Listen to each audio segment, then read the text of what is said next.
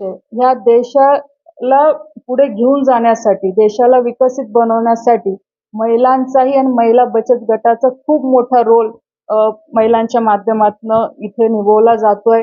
आणि त्यासाठी आता सरकारने ह्या बजेटमध्ये तरतूद केलेली आहे की MSMEच्या माध्यमातून बचत गटांना आता जोडायचं, की जेणेकरून आता म्हणजे त्यांच्या माध्यमातून MSMEच्या माध्यमातून उद्योग उभे राहतील. कारण की आज एक प्लॅटफॉर्म महिला बचत गटांसाठी चांगल्या पद्धतीचं तयार झालेलं आहे. आज महिलांना बँकच्या माध्यमातून लोन सुद्धा उपलब्ध होत आहे.